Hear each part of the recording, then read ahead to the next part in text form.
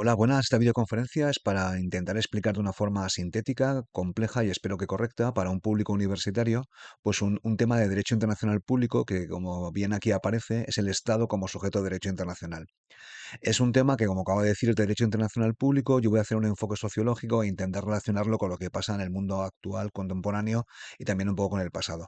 Es un tema ciertamente teórico y tiene que ver con el asunto de la personalidad internacional, porque, como vimos anteriormente, pues hay diversas unidades administrativas, estados, organizaciones internacionales que gozan de personalidad internacional y la más importante, sin duda, quien goza de personalidad internacional plena, está capacitado para actuar en las relaciones internacionales, para ser sujeto de derechos y deberes, etcétera, etcétera, son los estados.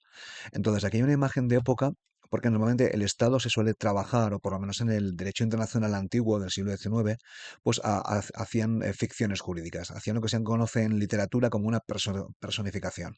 Aquí tenemos la representación de Estados Unidos, el famoso tío Sam, aquí tenemos Britania, representada pues con un tridente de su flota, el león, bueno, el escudo. Y entonces la idea es que los estados en el derecho internacional público clásico se consideraban una persona y el territorio como la propiedad privada de esa persona. Esta ficción no es del todo correcta, pero si alguien ve algún libro del siglo XIX, es un planteamiento que todavía pues, nos sale de forma natural. Bueno, a partir de aquí vamos a ver qué es un Estado, qué es un Estado dentro del derecho internacional público y el título es Estado y elementos constitutivos del Estado. Pues es una cosa bastante compleja porque dentro del derecho internacional público pues no hay un derecho internacional específico. Hay muy pocos tratados o no hay ningún tratado internacional general que hable que es un Estado y bueno, pero sí que hay una cierta tradición. Por ejemplo, en el Congreso de Westfalia, los tratados de Münster y Osnabrück, sí que aparece de forma más o menos clara, aparece el principio de soberanía, que cada soberano en el Sacro Imperio Romano Germánico pues podía hacer, pues tenía soberanía plena en su territorio. Y como he comentado aquí, no hay un derecho específico, pero basándonos en la tradición, pues vamos, se puede decir también que es una cuestión de hecho más que de derecho. Porque en muchas ocasiones, pues un Estado es la entidad jurídico-política que domina un territorio. Bueno, aunque un Estado técnicamente sea legítimo y haya sido invadido de forma injusta, si pasa algún tiempo, pues el Estado se convierte, esto es una metáfora mía, en un fantasma. Entonces, imaginemos un Estado que tiene un gobierno, pero el gobierno no controla el territorio, se encuentra en el extranjero, en el exilio, pues básicamente al final los hechos acaban imponiendo el derecho. Y bueno, el proceso de descolonización, como pone aquí, es el ejemplo más exitoso. Pues en cuestión del 45 al 70, pues se nacieron casi más de 100 estados que se incorporaron a la comunidad internacional y eso fue una cuestión más de hecho que de derecho. De hecho, cuando se habla de descolonización, el término es incorrecto porque casi hay que hablar más bien de procesos de independencia. Bueno, a partir de aquí solamente tenemos pues un convenio internacional que nos da una pequeña pista de qué es un Estado. Es un convenio que está circunscrito fue firmado por Estados latinoamericanos, es la Convención de Montevideo. Se puede ver aquí que es muy antiguo. No es un convenio estrictamente muy importante, pero en este convenio nos da una definición de Estado, que es un poco lo único que tenemos y vamos a trabajar a partir de aquí. El Estado, como persona de derecho internacional, vale, goza de personalidad internacional plena, pues debe tener población permanente, un territorio determinado, un gobierno. Estos son los requisitos un poco materiales de un Estado. Y luego capacidad para entrar en relaciones con los demás Estados. Esto es un requisito de tipo subjetivo porque la capacidad para entrar en relaciones pues, es discutible. Algunos Estados se puede considerar que tienen capacidad y otros Estados o unidades administrativas pues, que no tienen. En principio, estos son los cuatro requisitos: población, territorio, gobierno, alguien que controle el territorio pues, de una forma coactiva, con unas ciertas leyes, y luego la capacidad de entrar en relación con otros estados. A partir de aquí, bueno, pues vamos a hablar de qué es un estado. Pues hay muchísimos en el mundo, hay mucha diversidad, algunos son microestados, como las Islas Nauru, o la Santa Sede. Luego está Taiwán, que formalmente no es un estado, pero tiene todos los atributos eh, pues, materiales de un estado, como gobierno, territorio, población. Hay un posible criterio, que es la pertenencia a la ONU, pero por ejemplo Suiza solo entró en el 2002, es posible que algún estado se saliera de la ONU, pero bueno, la ONU es un criterio bastante bueno, aunque si nos fiamos por este criterio solamente habría 193 estados, creo que hablo de memoria.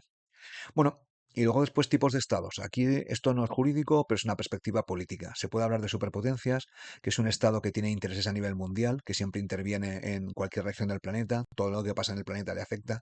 Sería, por ejemplo, pues Estados Unidos, la República Popular China, la Federación Rusia cuando era la Unión Soviética.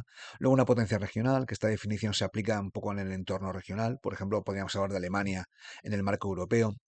Luego hay estados que son referentes por otras razones. La Santa Sede podría ser uno, puede ser los países nórdicos por temas medioambientales, Suiza por su estatus de neutralidad. Luego los microestados que no pertenecen a la ONU, podríamos ahí poner a Mónaco, Liechtenstein, Islas Nauru. Luego hay un término que tiene que ver con aspectos económicos, que es un estado en desarrollo, o estados pobres, o estados que es en... Que, bueno, este es un término que se utiliza. Luego, un Estado que presume o tiene un estatus de neutral, por ejemplo, podemos tener a Irlanda o a Suiza. La neutralidad normalmente para un Estado le permite o le da cierta inmunidad para causa un gran revuelo internacional si se le ataca. Fue el caso de Bélgica en la Primera Guerra Mundial. Y luego términos de ciencia política más actuales, como estados fallidos. Esto es un estado en el cual el gobierno no controla su territorio totalmente o en parte. Por ejemplo, y estos estados fallidos o semifallidos, se puede hablar, por ejemplo, de Colombia, ¿no? Que había una parte del territorio que no, pues la selva donde operaba la guerrilla, las FARC, que el Estado colombiano pues no operaba. Entonces ahí sería un caso de un Estado semifallido en los momentos donde no controlaba el territorio. También se habla de Somalia, de otros países, de Afganistán. En el caso de estados fallidos o semifallidos, pues básicamente pues el cambio de estatus es bastante rápido. Luego hay otro término de ciencia política, que es un Estado puppet o títere, que depende de otro Estado. Su política exterior está subordinado al de un país, pues una superpotencia, una potencia regional, y luego estados paria, que luego se conocen por ahí como estados rock stakes, como estados pícaros. Es un estado que está excluido de la comunidad internacional por algún tipo de razón, normalmente porque no cumple con los derechos humanos, etcétera, etcétera. Bueno, a partir de aquí, bueno, un ejemplo también, Taiwán, que es un caso típico de un estado que en los elementos materiales los tiene, pero no es reconocido por el resto de estados. Taiwán, lo explico un poco por si alguien desconoce el tema, pues es esta pequeña islita, bueno, no es tan pequeña, que está aquí, al norte de Filipinas. Entonces, en el curso de la Guerra Civil China, pues el gobierno de Chiang Kai-shek pues se refugió en esta isla y básicamente no reconoció a la República Popular China, que se creó en el 48 por Mao Zedong, o Mao Zedong, y entonces al final tenemos como dos estados o dos entidades estatales, la República Popular China y luego Taiwán. Aquí hay una controversia internacional bastante evidente porque China considera a Taiwán como parte de su territorio. Obviamente el gobierno taiwanés considera que no lo es y entonces pues hay una controversia internacional. La idea es que China, la República Popular China, corta cualquier tipo de relación diplomática con un Estado que reconozca a Taiwán como Estado. Con lo cual los países del mundo tienen que decidir si tienen relaciones con la República Popular China o con Taiwán. Si no me equivoco a lo de memoria, es 15 o 18 o 20 estados, el resto no reconocen a Taiwán, aunque en la práctica es un estado que opera sobre un territorio, aunque el resto de estados no lo reconozcan. Bueno, y luego otras modalidades. Esto es un poco una curiosidad histórica porque obviamente están en desfase. Tenemos los condominios, tenemos la isla del Faisán, por ejemplo, la península ibérica, es una pequeña islita que pertenece 6 meses a España, 6 a Francia. Luego ciudades libres, como Danzig, que bueno, operó en la Segunda Guerra Mundial, antes.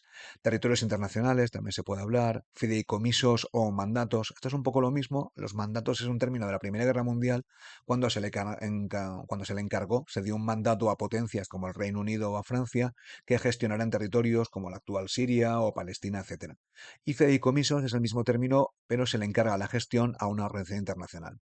Hay un órgano de Naciones Unidas, el CAF, el Consejo de Administración Fiduciaria, que bueno, que se le otorgaban fideicomisos para gestionar las independencias. Colonias, que es un término totalmente despreciado, entonces cuando un territorio se define como colonia, pues tiene derecho a la autodeterminación, y luego los protectorados, que es un término del imperialismo en el cual un país era protegido por otro. Era una forma de dominio imperial, y tanto colonias como protectorados son términos que hoy en día no se utilizan y básicamente están, están prohibidos, no se pueden tener. Bueno, y luego, ¿cómo nacen los estados? Porque, bueno, esto es todo un arte, los estados no son eternos en el tiempo, aunque para algunas personas muy nacionalistas pues parece que lo son. Entonces, un estado puede nacer mediante una resolución, por ejemplo, el caso de Israel, un acuerdo internacional, el caso de Chipre, la disolución, y luego nacen otros estados, como es el caso de la Unión Soviética. Aquí hay un mapa de cómo surgieron. Entonces, hay diversas formas de nacimiento. Algunos estados tienen una tradición pues muy importante, el caso de Francia, España, otros son bastante recientes. Y luego, finalmente, la autodeterminación. Es cuando una zona del mundo consigue la independencia por la fuerza, ¿no? Independizándose pues, de un territorio, de un estado que lo domina, bueno, y luego lo justifica de una u otra manera. En cualquier caso, he hablado que esto es más una cuestión de hecho que de derecho, porque al final, cuando una situación se consolida en el tiempo, pues poco a poco los estados van reconociendo a ese estado que ha nacido y, bueno, ya en el largo plazo todos ellos se convertirían en estados, sobre todo si controlan el territorio. Entonces, el caso de Israel. Por ejemplo, aquí tendríamos dos formas, se puede considerar como nación. Una, por ejemplo, es por resolución de las Naciones Unidas. Ahí, lo pongo aquí, pues en el 47, una resolución donde se crea el Estado de Israel con una serie de fronteras, y luego después el 14 de mayo del 48, aquí, si no me equivoco, es Ben Gurión quien está creando el Estado de Israel, que es por proclamación. Entonces, aquí hay una forma que se llama autodeterminación, básicamente por las bravas crearon su propio Estado, y luego después se puede considerar también que una resolución de Naciones Unidas también es una forma de creación. Bueno, hemos hablado de elementos constitutivos del Estado y había como tres elementos materiales un poco que tienen existencia real. Uno es el territorio, aunque las fronteras no tienen por qué estar claras y el territorio puede variar en el tiempo. Luego una población, aunque también puede haber controversias. Y luego lo más polémico, lo más discutible dentro de los elementos materiales es la organización político-jurídica. Tiene que haber una organización pues, con funcionarios, un gobierno de algún tipo, pues que gestione, gobierne, controle el territorio, que ejerza el- el principio de soberanía sobre ese territorio. Entonces, tiene que ser efectivo hacia el interior y en el exterior. Es decir, tiene que ser capaz de tener relaciones internacionales de algún tipo y luego también de controlar más o menos el territorio. El régimen político, por muy detestable que sea, pues no importa.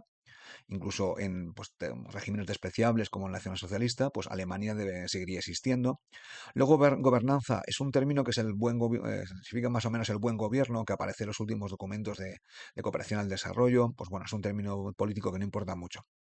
Pero jurídicamente el término es que no hay una forma concreta y esta organización política jurídica existe, aunque sea pues muy, muy, muy rudimentaria. Entonces, hay un dictamen de la Corte Internacional de Justicia, recuerdo que no son vinculantes, que se le preguntó sobre el Sáhara Occidental en el 75. Entonces, ahí se pronunció diciendo de qué opinaba eh, sobre si había, cuando la colonización, durante el siglo XIX, si había una organización político-jurídica en el territorio del Sáhara Occidental.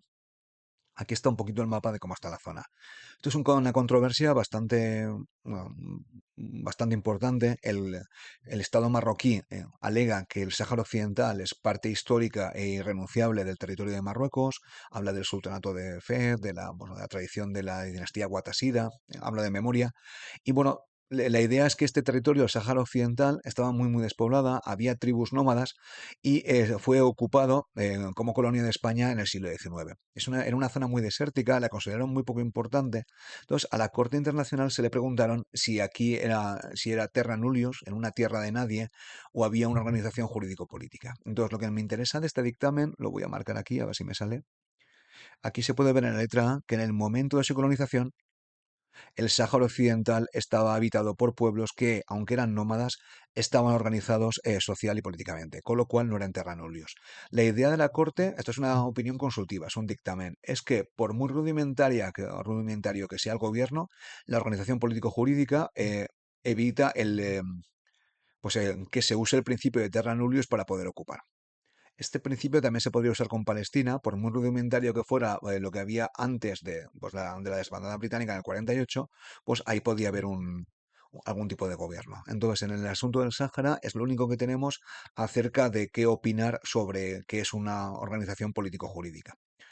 Bueno, aquí tenemos una curiosidad, el famoso Ducado de Sealand, creo que es una plataforma antiaérea que está en mitad del Atlántico. Esto es una experiencia libertaria o anarquista que intentaron crear un Estado, pero bueno, esto es un exotismo. La idea es que no lo considera Estado nadie, excepto Wikipedia quizás. Bueno, ahora vamos a la cuestión del reconocimiento, que es el cuarto elemento. Reconozco que había población, territorio, podía haber controversias, había una organización jurídico-política, por muy rudimentaria que fuera, y vamos a ver la capacidad de entablar relaciones con otros estados. Entonces, un estado es un estado si los demás le reconocen como estado. Es decir, si hay reconocimiento. Esto es un debate, pues es un tema bastante curioso en relaciones internacionales, en derecho internacional público, y entonces está bastante consolidado que el reconocimiento es un acto unilateral, es decir, pues Francia reconoce a un país libre y tiene un efecto siempre declarativo, que declara lo que está pasando, los hechos que están pasando. Este reconocimiento puede ser de jure o de facto. Por ejemplo, si yo puede ser de jure, pues, por ejemplo, pues a través de una ley, o creando una embajada, o estableciendo relaciones diplomáticas. O puede ser de facto, por ejemplo, si el jefe de Estado de un país va a ese territorio y habla de tú a tú con el presidente de facto del otro país. Entonces ahí, de hecho, de facto, se están reconociendo pues que es un Estado, porque se le ha ido a visitar de presidente a presidente o de jefe de Estado a jefe de Estado. Y luego también tiene un carácter discrecional, no hay por qué justificarlo y bueno, y tiene un carácter declarativo, pero este carácter discrecional y declarativo puede tener consecuencias políticas importantes. El no reconocimiento es una forma de presionar contra las ocupaciones. Pongo un ejemplo. En el caso de que un Estado aparezca, pues imaginamos el Daesh, ¿no? Que creó el califato islámico, el Estado Islámico en el norte de Irak. Entonces, el hecho de que ningún Estado la reconociera, pues tiene efectos jurídicos importantes. Y luego después hay un dictamen de la Comisión Badinter sobre la disolución de Yugoslavia, donde también se hablaba de ciertos requisitos relacionados con los derechos humanos, que luego hablaré con un poquito más de detenimiento en las diapositivas posteriores. Repito, el reconocimiento es un acto unilateral, discrecional por parte de un Estado, tiene efecto siempre declarativo y luego veremos que a veces tiene efecto constitutivo y es libre, absolutamente. Es el norte de Chipre, ¿no? Tenemos la parte sur, que es un estado que pertenece a la Unión Europea, y aquí tenemos la parte norte, que es muy reconocida por muy pocos estados. Creo que la República Turca y muy poquitos más. Entonces, esto es un caso de un estado fantasma que no es reconocido por casi ningún otro estado. Y entonces la idea es, al no reconocerlos, se asume que en algún momento, pues eh, Chipre del Sur y Chipre del Norte se tendrán que reunificar. Pero bueno, aquí hubo tropas de Naciones Unidas que están básicamente, creo, 70, 80 años. Y bueno, la idea, el conflicto se ha petrificado y probablemente continúe por muchos años. Bueno, entonces, los realistas son partidarios de la teoría de que el reconocimiento es declarativo. No tiene ningún efecto real. Un Estado no lo crea que lo reconozcan otros Estados. Sin embargo, los idealistas, que siguen la estela del presidente Wilson o la legalista, dicen que el reconocimiento es constitutivo, tiran un poco del convenio de Montevideo, que os he hablado antes, y un Estado solamente sería un Estado si es capaz de entablar relaciones internacionales, es decir, es reconocido por otros Estados. Y claro, la aproximación idealista y legalista permitiría, pues, por ejemplo, el Estado Islámico, ¿no? O el califato que le llamaban, o el Daesh, pues, claro, no sería un Estado, sería otra cosa. Un grupo terrorista que domina un territorio, etcétera, etcétera. La aproximación realista dice que, bueno, al final, en el largo plazo, si alguien controla un territorio, el reconocimiento no tiene ningún efecto. Y luego tenemos la aproximación mixta, que es un poco la defendida por un autor llamado Martin Koskenniemi, que es finlandés, espero haberlo pronunciado bien, que necesita un poco de las dos. Tiene que haber una aproximación realista, obviamente, y luego después tiene que haber un cierto reconocimiento de los derechos humanos, tiene que haber unas garantías mínimas. Un Estado salvaje, pues que mate a la gente o meta genocidio, pues no sería un Estado. Bueno, las teorías declarativas pues declara básicamente un hecho, el Estado existe con anterioridad y si existe con anterioridad, porque simplemente la declaración está declarando que existe, bueno, que reconoce que está ahí, pues el Estado sería responsable por los actos anteriores al momento donde es reconocido de forma declarativa. Es decir, que si un Estado, por ejemplo, comienza su guerra de independencia en 1997 y es reconocido en el 2008, pues en este periodo donde comienza a operar de forma efectiva sobre el territorio hasta el 2008, cuando se reconoce como Estado, de forma declarativa, todo lo que pasó con anterioridad, pues sería responsable. Pues, por ejemplo, crímenes de guerra, etcétera, etcétera, y bueno, operaría el derecho internacional público. Las teorías constitutivas son un poco el otro punto de vista. Existe desde que es reconocido por los demás, entonces no sería responsable, aunque aquí supongo que algún tribunal, alguna corte podría decir alguna otra cosa por los actos anteriores, porque al final para las teorías constitutivas es el reconocimiento, el acto final, el sello, el que hace que un Estado nazca. Bueno, y luego a la hora de plantear situaciones, pues podemos hablar de tres.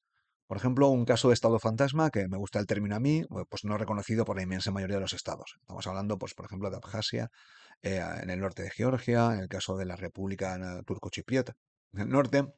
Entonces, en ese caso, pues tenemos un estado fantasma y quizás a lo largo del tiempo pues será reconocido. Luego tenemos un caso de no reconocimiento por los 5 miembros permanentes del Consejo de Seguridad. Bueno, aquí es el caso de Palestina, donde es reconocido por muchos países, pero en este caso no. Entonces es una situación intermedia.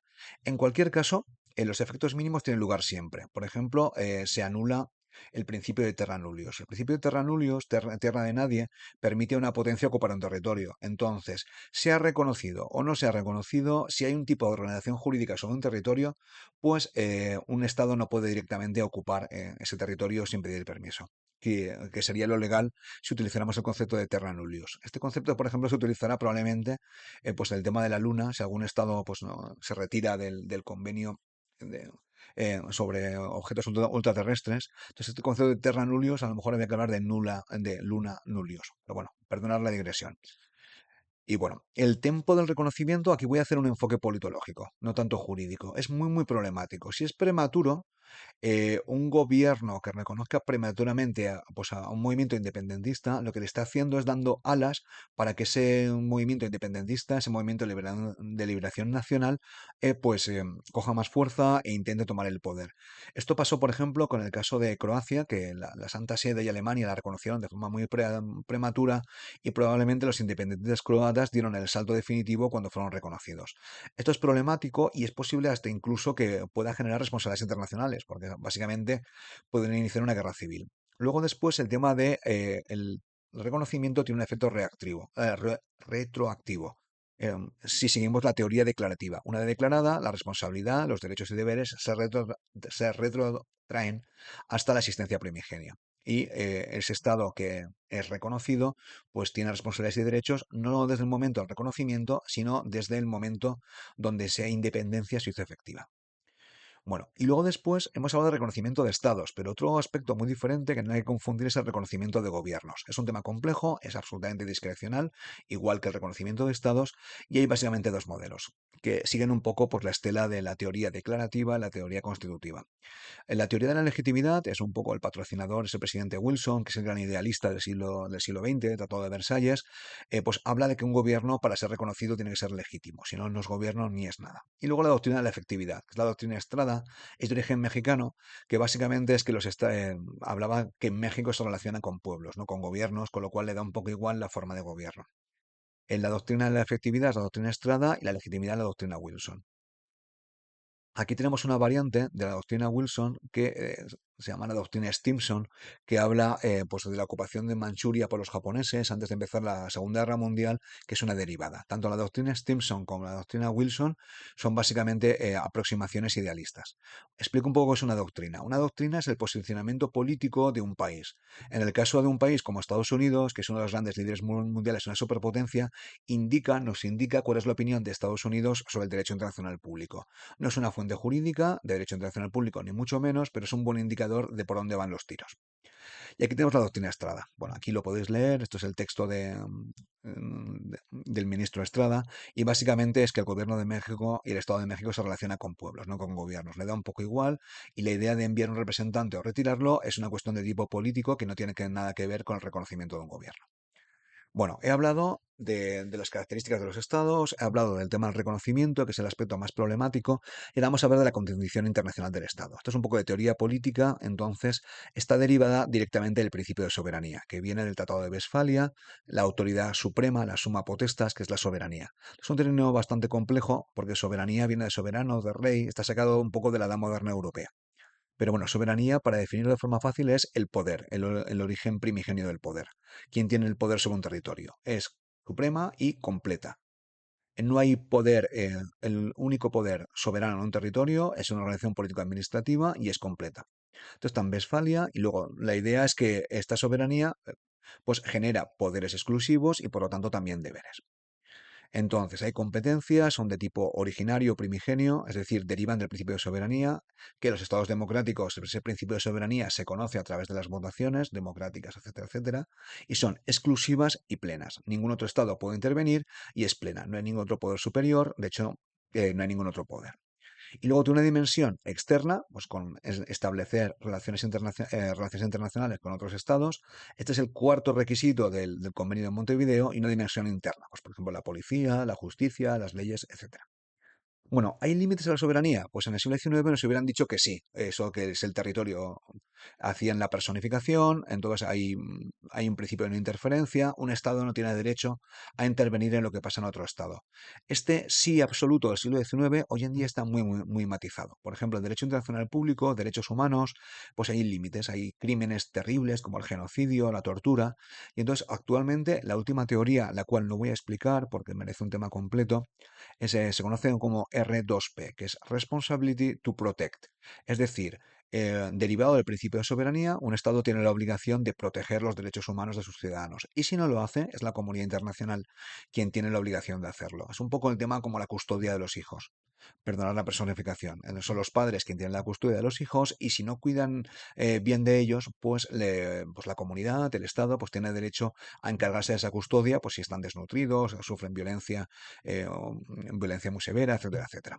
Y luego también podemos hablar de algunas organizaciones internacionales de tipo posmoderno, como la Unión Europea, que tienen tantas competencias que en la práctica, aunque en teoría no, la soberanía está pasando de los Estados miembros a la Unión Europea.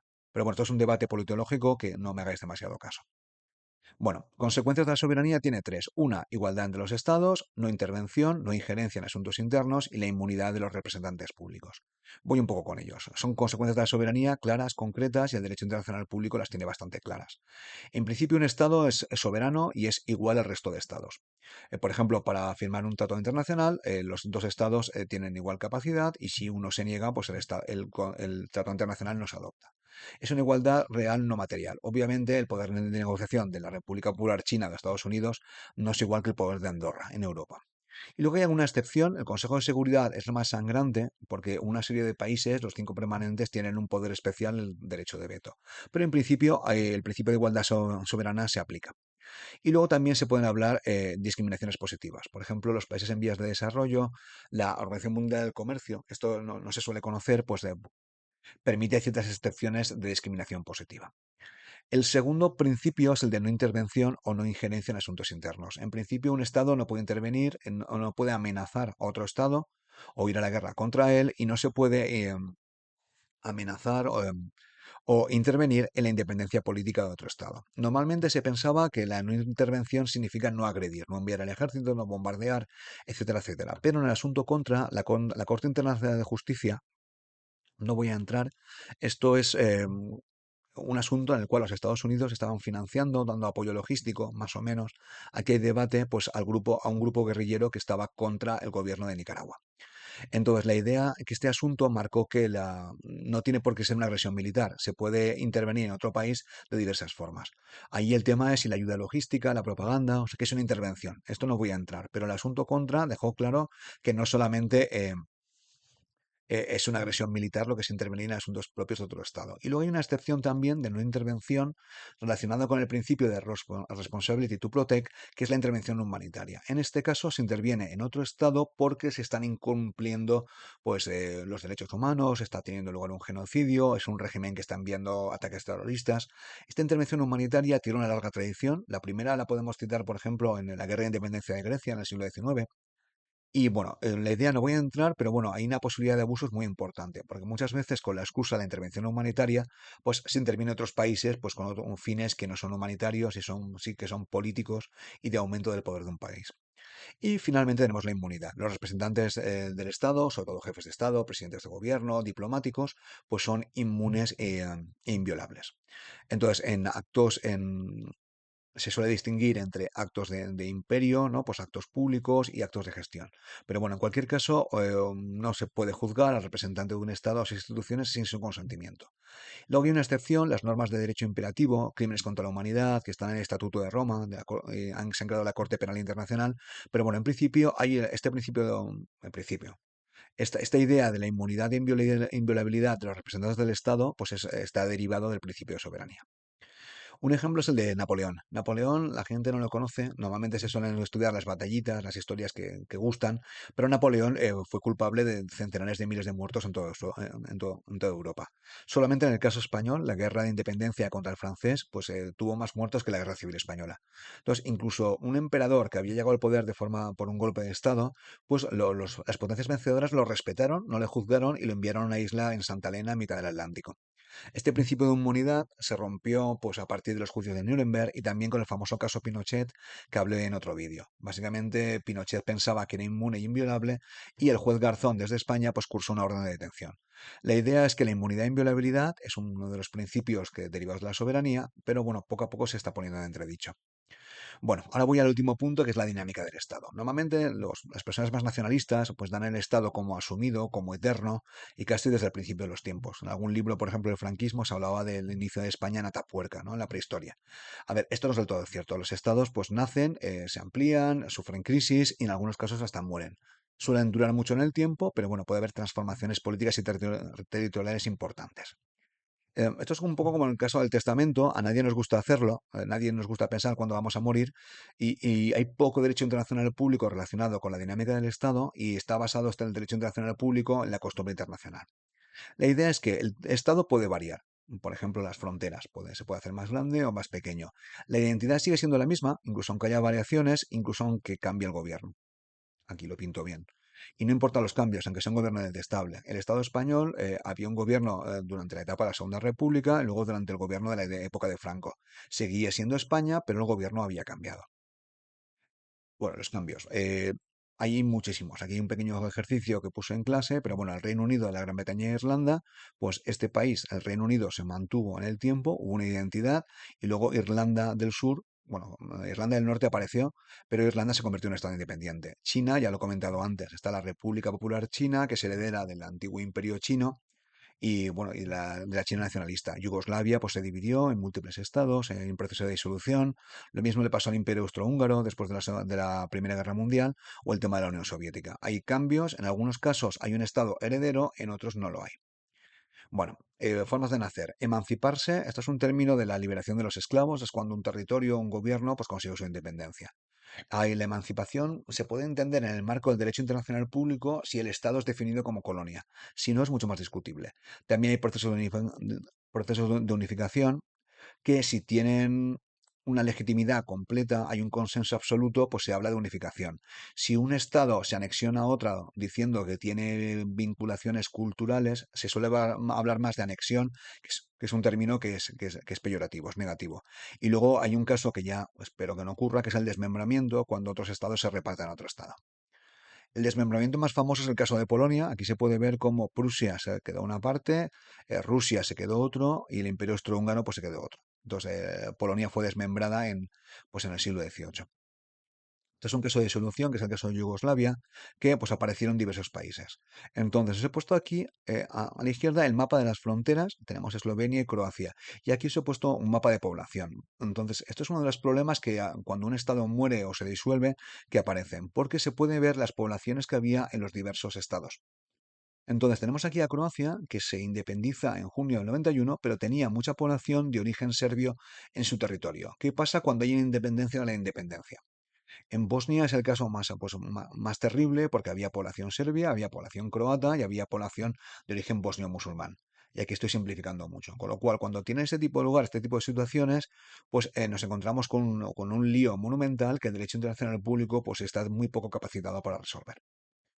Bueno, ahora vamos con el principio de la autodeterminación de los pueblos, la famosa secesión. Secesión es un término negativo, autodeterminación es un término positivo. Este término pues, lo introduce en el derecho internacional público ese gran idealista que es el presidente Woodrow Wilson, el que patrocinó Versalles y luego al final los Estados Unidos no participaron. Entonces tuvo la oposición de su secretario de Estado, Robert Lansing, porque Robert Lansing le decía con bastante razón que este principio traería muchísimos problemas. La idea es que los pueblos tienen derecho a tener un Estado propio. Entonces, claro, ¿qué es un pueblo? Eso es subjetivo. Para algunas personas España es un pueblo, para otras personas, pues a lo mejor hay pueblos como el vasco, o el catalán, o el valenciano, o el gallego, o el castellano. Entonces, el término de pueblo es muy subjetivo y entonces este principio es casi una bomba de relojería. Entonces, fue aplicado solamente después de la Segunda Guerra Mundial, cuando se disuelven el Imperio Británico y el Imperio francés. Porque ahí sí que estaba bastante claro que las colonias existían. Por ejemplo, pues Nigeria pues era un territorio básicamente que era muy diferente del Reino Unido, de la Gran Bretaña e Irlanda del Norte. Pero claro, cuando ya se tienen lugar las independencias, ya aquí entramos en el caso europeo, donde las poblaciones están muy mezcladas y bueno, La interpretación estricta es que este principio de autodeterminación solamente se aplica a las colonias. Esta es la doctrina mayoritaria y la interpretación amplia, este principio de autodeterminación, lo aplicaría a cualquier pueblo siempre sí que se cumplieran algunas condiciones específicas que hablaré ahora. Otro es un ejemplo, aquí tenemos al presidente Wilson, lo tenéis arriba, y aquí tenemos a Europa antes de la Primera Guerra Mundial y después, que se puede ver el gran número de estados que han nacido y el lío monumental. El más afectado fue el Imperio Austrohúngaro, que lo tenemos aquí, lo estoy marcando, que se convirtió en diversos estados y además hubo un proceso de unificación. Luego después, en general, este tipo de estados tuvieron unos problemas bastante grandes, sobre todo en los inicios. Yo me he hecho más o menos el cálculo que un Estado que se emancipa, pues tiene un periodo de 15, 20 años hasta que alcanza el nivel de prosperidad anterior. ¿Por qué? Por ejemplo, en el Imperio Austrohúngaro estaba todo integrado, por ejemplo, la red de ferrocarriles, hay muchos patrones del pasado que cuesta un poco conseguir la independencia. Luego no hay mayor problema económico, pero sobre todo los principios son bastante duros. Y bueno, los dos modelos. Tenemos un ejemplo que es el tema de la secesión del Canadá, donde el Tribunal Supremo pues, habló de los requisitos. Entonces, por ejemplo, y está muy curioso porque esta sentencia del Tribunal Supremo, que es una fuente auxiliar del derecho internacional público, pues nos da un poco pistas para entender cómo enfocar este tipo de problemas. Ahí, por ejemplo, se aceptó la secesión siempre que fuera vía referéndum y había diversas cláusulas o condiciones. A ver, repito, la teoría normal es que no existe ese derecho a la autodeterminación salvo consentimiento del Estado, que aparezca en la Constitución vía Liechtenstein, o que o consentimiento del Estado, o que se alcanza un acuerdo. Si se alcanza un acuerdo, se puede hacer un referéndum, entonces no hay ningún problema. Esto es el caso del referéndum de Escocia para la independencia del Reino Unido. Si hay un acuerdo, no hay ningún problema. Luego está la teoría minoritaria, por ejemplo, con Kosovo. La teoría minoritaria es que, aunque no sea colonia, se puede justificar este derecho a la autodeterminación si hay una situación extraordinaria donde hay una opresión, se incumplen derechos humanos, una situación terrible, genocidio, no hay un respeto a los derechos culturales. Entonces, en una situación de excepcional, pues habría un derecho a autodeterminación. ¿Cuál es el problema de esta teoría? Y por eso es la minoritaria, que básicamente está proporcionando una excusa para cualquier movimiento independentista, pues intentarlo. Y el movimiento independentista, pues siempre alegará alguna situación extraordinaria, obviamente. Bueno, vamos a suponer que un Estado se disuelve, muere y hay un problema o aparece uno nuevo. Hay un problema de secesión o desaparición. Hay multitud de problemas. He puesto aquí unos cuantos. Por ejemplo, derechos y deberes, las deudas contraídas, quién se hace cargo. En algunos casos, un Estado heredero se hace a cargo, sucesión de Estados, en otros casos no. Luego están las minorías. Os he explicado el caso de la minoría serbia en la Krajina, en la Croacia. ¿Qué pasa? Porque los que antes eran mayoría, por ejemplo los serbios en Yugoslavia, ahora son una minoría en el nuevo Estado. Las fronteras se mantienen. Ahí hay que plantearse muchas cosas, porque las fronteras no siempre son realistas. Las poblaciones, ¿se van a quedar? ¿No se van a quedar? Y luego después, ¿hay derecho a la autodeterminación cuando hay un proceso de autodeterminación? ¿Hay un derecho a la secesión de la secesión? Entonces, claro, este tipo de cuestiones aparecen y es un lío político monumental, muchas veces acaban en guerras y el derecho internacional público está, con perdón la expresión, básicamente rezando para que no entren en guerra civil. Entonces, ¿qué es lo que hay? Tenemos una convención para la sucesión de estados, es decir, cuando un estado muere, que otro estado lo suceda. En ocasiones también hay acuerdos particulares. Esta convención, que no es muy potente, no está en vigor, a mí me gusta la metáfora del testamento, que a nadie nos gusta hacerlo. Bueno, pues en el caso de que haya una sucesión de estados, un estado hereda los derechos y deberes todos del estado anterior. El caso más palpable es el de la Federación Rusa, que heredó el derecho de veto en el Consejo de Seguridad. Entonces, si hay acuerdo por vía convención internacional o por acuerdo, hereda deberes y derechos. Y no, si no lo hay, situación muy confusa y ahí tenemos el lío monumental. Por ejemplo, cuando apareció la Unión Soviética en el 22, hablo de memoria, pues la Unión Soviética no se hizo cargo de las deudas contraídas por el Imperio ruso durante la Primera Guerra Mundial. Esto ocasionó que Estados Unidos, el gobierno se enfadara mucho y no recuperaran relaciones diplomáticas hasta 1933. Bueno, esta es una de las posibles situaciones, problemas que puede haber, pero es que hay muchísimos. Entonces, ay, aquí se me ha quedado del valenciano una S. Entonces, hay un principio que se aplica, que es una especie de recurso, un poco, pues es un principio, un recurso para asegurar la estabilidad. La idea, este principio viene en latín, se llama uti possidetis juris, que es bastante conocido, que básicamente la idea de este principio es que las fronteras anteriores a la independencia se van a mantener. con idea de mantener la estabilidad política, ¿no? La idea es mantener la guerra civil y ya está. Este principio se aplicó en las independencias de América Latina de la monarquía hispánica, del Estado español, y luego después, bueno, podemos ver que los países de América Latina siguen un poco las fronteras de los virreinatos y se aplicó también a las independencias africanas. Esto es un ejemplo y acabaré ya porque la presentación al final me queda un poquito larga. Se puede ver, por ejemplo, la frontera de Mali con Argelia, que es una línea recta. Níger también, línea recta. Y bueno, estas son las fronteras del imperialismo y se han mantenido porque si se modifican habría un lío monumental. Porque quizás la gente de Tanzania pues querría parte de Zambia, de Angola, la República Democrática del Congo. Entonces, con ánimo de mantener un poco la estabilidad política, se aplica este principio de uti possidetis iuris. Bueno, si habéis llegado hasta aquí, muchas gracias. Espero que se haya entendido y ya está el tema 5 explicado.